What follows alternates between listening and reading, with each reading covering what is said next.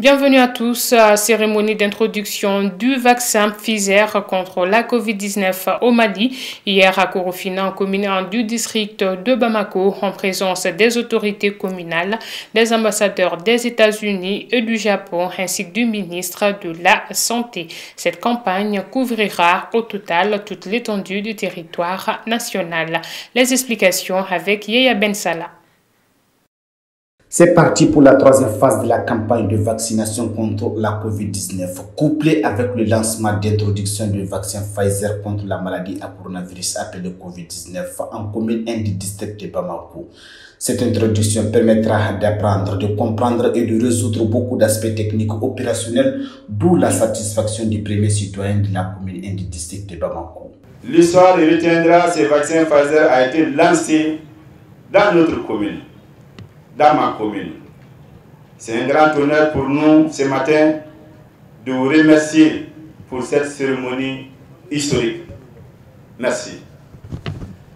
Je remercie aussi les partenaires du Mali qui se sont donnés à fond pour accompagner notre pays dans le cadre de la lutte contre cette pandémie. Après le résultat encourageant enregistré dans les deux premières phases, d'autres stratégies sont élaborées pour ce troisième rang. Alors la vaccination se fait en poste fixe, en stratégie avancée, approche communautaire, en équipe mobile et même de porte à porte. Je sais que vous avez promouvoir aussi les vaccinodromes afin d'atteindre 1 million de personnes pour cette phase. Et nous savons que 9 phases de campagne sont prévues dans les prochains mois, d'ici fin 2022, début 2023. Alors les leçons des premières phases et deuxième phase de campagne, ainsi que les résultats des études sur l'acceptabilité de la vaccination, nous savons, permettront d'améliorer la qualité des interventions, on l'espère, pour atteindre la cible de 70% de la population. Pfizer est un vaccin testé par l'Organisation mondiale de la santé, sûr et efficace, mais avec une particularité. Dans le but d'offrir une meilleure protection aux Maliens et de riposter contre la pandémie de Covid-19, le gouvernement du Mali et ses partenaires ont adopté plusieurs plans pour réduire la morbidité et la mortalité attribuables à la Covid-19. Le Japon a signé le 24 février 2021 avec son Excellence Monsieur le ministre Maria des Affaires étrangères et de la coopération internationale l'échange de notes relatifs au financement de programmes de développement économique et social visant la COVID-19, en lieu de fournir des équipements médicaux à certains établissements sanitaires au Mali. Ensuite, le 23 décembre 2021, le Japon a procédé à la remise officielle du premier lot des équipements du programme d'appui au développement de la chaîne de froid en réponse à la pandémie de la COVID-19 dans la région de l'Afrique de l'Ouest et du Centre. Je sais avec Pfizer, c'est peut-être l'un des plus efficaces, mais avec les conditions très exigeantes en termes de chaîne froide. On a vu qu'ici à Bamako et au Koulikoro, il y aura des conditions techniques pour le faire. Le Johnson & Johnson, c'était bien utilisé par le ministère parce que c'est une vaccine qui a besoin seulement d'une seule dose. Alors avec ça, au nord et au centre, le ministère a utilisé.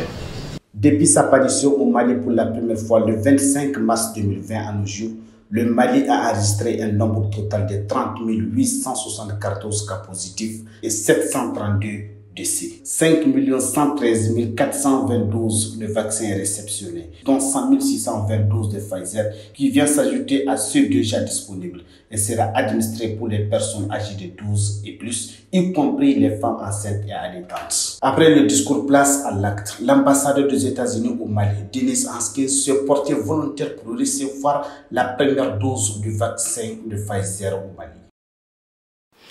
Et sur le même sujet, Madame Diéminetou Sankaré, ministre de la Santé et du Développement social, était présente à l'événement. Nous vous proposons de l'écouter. Mesdames et messieurs, la crise sanitaire majeure provoquée par la maladie à coronavirus apparue fin 2019 n'a pas épargné notre pays. Depuis l'apparition de la maladie, à ce jour, plus de 30 860 cas ont été confirmés, dont 732 décès enregistrés. Au Mali, Face à cette situation, une initiative mondiale de prévention par la vaccination a été adoptée par les partenaires de l'initiative COVAX pour faciliter l'accès aux vaccins contre la maladie à coronavirus. Le Mali a souscrit à cette initiative et a élaboré un plan de vaccination décliné en 2 phases. Mesdames et messieurs, la deuxième phase de la vaccination contre la COVID-19 en cours de mise en œuvre a été lancée le 23 août 2021 par son Excellence Monsieur le Premier ministre, chef du gouvernement. À ce jour, 1 075 123 personnes sont complètement vaccinées.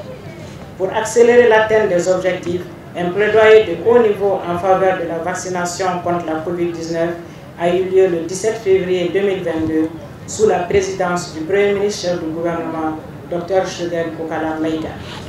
Mesdames et messieurs, le Mali lance aujourd'hui l'introduction du vaccin Pfizer dans la vaccination contre la COVID-19 dans les 6 communes du district de Bamako et dans les communes de Kati et Kalabankoro de la région de Koulouko. Elle concernera les personnes âgées de 12 ans et plus qui n'ont jamais été vaccinées, y compris les femmes enceintes et les femmes allaitantes. Il s'agit d'une vaccination à 2 doses avec 28 à 42 jours d'intervalle entre les 2 doses.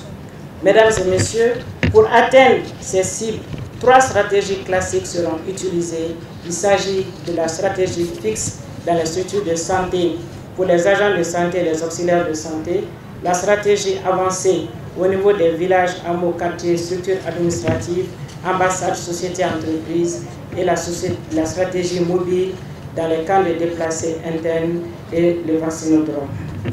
D'autres stratégies novatrices pourront être utilisées comme la stratégie porte-à-porte et la stratégie d'opportunité.